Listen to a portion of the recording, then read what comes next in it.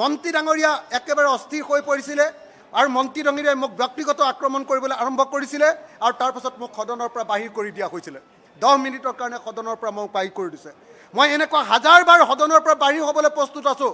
যদি এই বিজেপি চৰকাৰে বাৰম্বাৰ জনতাৰ পইচা খাই থাকে কোনো পৰ্যায়ে ৰেহাই দিয়া নহ'ব এই চৰকাৰে পানীৰ নামত দহুৱা আৰু NLCPRৰ পইচা খাই শেষ কৰি দিলে কিন্তু টাউনবিলাকত পানী পোৱা নাই মোৰ শিৱসাগৰ নগৰৰ আৰবান ৱাটাৰ সাপ্লাই প্ৰজেক্ট এইটোৰ পানী খাই পইচা খাই শেষ কৰি দিলে গুৱাহাটী চিটিত এনেকুৱা পানী যোগানৰ প্ৰকল্পৰ নামত গোটেই পইচা খাই শেষ কৰি দিলে কিন্তু পানী নাই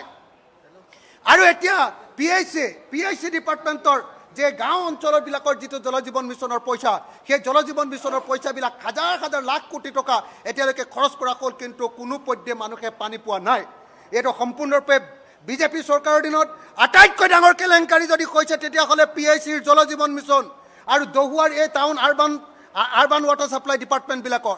আৰবান ৱাটাৰ সাপ্লাই প্ৰজেক্টবিলাকত গতিকে এই গোটেই বিষয়টোৰ ওপৰত উচ্চ পৰ্যায়ৰ তদন্ত হ'ব লাগে আৰু যদি সম্ভৱ হয় CBI তদন্তৰ ব্যৱস্থা কৰিব লাগে আৰু সকলো অফিচাৰ আৰু মন্ত্ৰীসকল ইয়াৰ আগৰ মন্ত্ৰী আৰু বৰ্তমানৰ মন্ত্ৰী সবকে জবাবদিহি কৰি যিবিলাকে কমিশ্যন খাই এই কাম কৰিলে আৰু যিসকল ঠিকাদাৰে পানী নিদিয়াকৈ অকল পইচা লৈ গ'ল তেওঁলোকৰ ওপৰত তদন্তৰ ব্যৱস্থা কৰি আমাক পানী দিয়াৰ ব্যৱস্থা গ্ৰহণ কৰিবৰ কাৰণে মই দাবী উত্থাপন কৰিলোঁ আৰু দ্বিতীয় কথা কংগ্ৰেছ আৰু CPIMে অনা যিটো সভাস্থগিত প্ৰস্তাৱ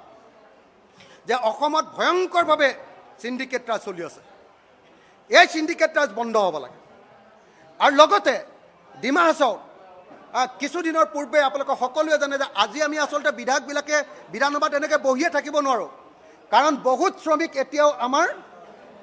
কয়লাৰ গাঁতত এতিয়াও সোমাই আছে মুখ্যমন্ত্ৰীয়ে নিজেই মুখেৰে কোৱা মতে 15জন শ্ৰমিক তাত ভিতৰত সোমাইছিলে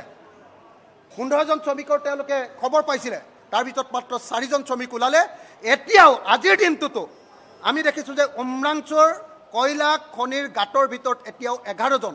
অন্ততঃ অফিচিয়েলি এতিয়াও 11জন শ্ৰমিক এতিয়াও তাৰ ভিতৰত আছে মুখ্যমন্ত্ৰীয়ে নিজে কৈছিলে যে উত্তৰ কাছাৰত 250টা এনেকুৱা ধৰণৰ ইলিগেল ৰেড হোল মাইনিং এতিয়াও আছে আৰু কাৰ্বি আংলঙতো তুলিৰাম ৰঙাঙৰ নেতৃত্বত সম্পূৰ্ণৰূপে এনেকুৱা ৰেড হোল মাইনিং চলাই থকা হৈছে কাৰ্বি আংলং আৰু উত্তৰ কাছাৰৰ এই ৰেড হোল মাইনিঙৰ ওপৰত আৰু আমাৰ যিসকল শ্ৰমিক এতিয়াও গাঁতত সোমাই আছে উমৰাংচুত তাৰ ওপৰতো সভাস্থগিত প্ৰস্তাৱ যিসকলে আনিছিলে CPM আৰু কংগ্ৰেছ তেওঁলোকৰ সমৰ্থনতো আজি আমি একেলগতে ধৰ্ণা দিছিলোঁ আৰু সেইকাৰণে মই দাবী উত্থাপন কৰিব খোজোঁ যে যেতিয়ালৈকে উমৰাংচুত এতিয়াও গাঁতত সোমাই থকা কয়লাৰ গাঁতত সোমাই থকা শ্ৰমিকসকলক উদ্ধাৰ কৰিব নোৱাৰিব তেতিয়ালৈকে আচলতে অসম বিধানসভাখন চলাটোৱে উচিত নহয় সেইকাৰণে মোৰ প্ৰস্তাৱটো হ'ল যে অসম বিধানসভাৰ পৰা এটা সৰ্বদলীয় প্ৰতিনিধি দল উমৰাংচুলৈ যাব লাগে সৰ্বদলীয় প্ৰতিনিধি দল কাৰ্বি আংলঙলৈ যাব লাগে আৰু তাত চলি থকা যিবিলাক ৰেড হোল মাইনিং প্ৰত্যেকটো আমি এবাৰ চাই আহি এইবিলাক বন্ধ কৰাৰ ব্যৱস্থা উপযুক্ত শাস্তি দিয়াৰ ব্যৱস্থা যিসকলে খানিছে এইবিলাক কাম তুলিৰাম ৰঙাং আৰু দেবুলাল গালুছাৰ ওপৰত যথোপযুক্ত শাস্তি আৰু লগতে এই যিসকল আমাৰ এতিয়াও উদ্ধাৰ হোৱা নাই তেওঁলোকক উদ্ধাৰ কৰাৰ ব্যৱস্থা গ্ৰহণ কৰিবৰ কাৰণে মই আহ্বান জনালোঁ